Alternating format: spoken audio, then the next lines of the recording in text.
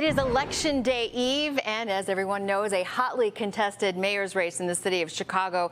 A runoff of the top two vote getters is likely, but who those two people will be is anybody's guess. Mayor Lori Lightfoot right now in the fight of her political life as 8 challengers are looking to oust her from office. Our political reporter Mary Ann Ahern joining us now here with the countdown, counting down the hours until the polls open tomorrow.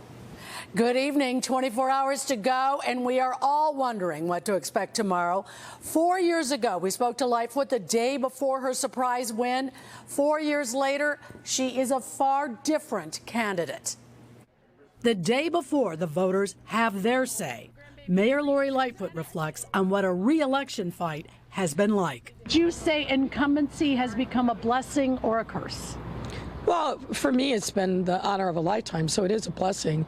But obviously, in a hotly contested campaign, the elected incumbent is always the piñata, right? Everybody wants to point out the faults, the deficiencies. Lightfoot's future is up for grabs, with 8 challengers trying to unseat her. I'm not a person who lives with regrets. I certainly am not going to sit here and say that we did everything perfectly. We're in the middle of a kind of historic crisis, worldwide crisis that we were through. There are obviously things that you'd love to do differently. I hear the early voting is strongest in areas where I'm expected to be to do well. Paul Vallis has been leading in the polls in this first round, but a runoff of the top 2 is likely.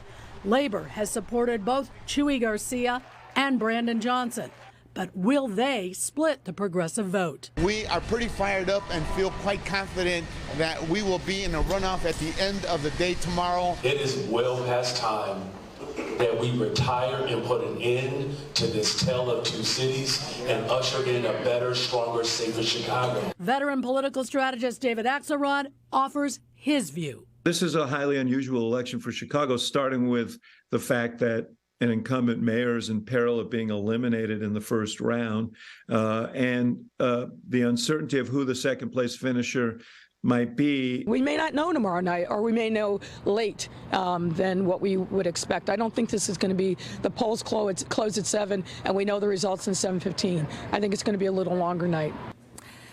So many factors in play, starting with those mail-in votes that can be sent in until midnight tomorrow. And we are in for a very exciting round 1. And guess what? 5 weeks later, we go start all over again. Yeah. The mayor, I think, already letting people know this could be a long night or maybe even more days ahead.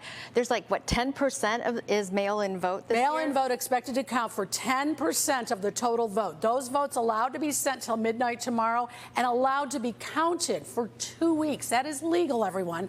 So they're going to tell us as the days go on. But if we're a percentage point or 2 apart for especially that second place finish, that's the way it looks.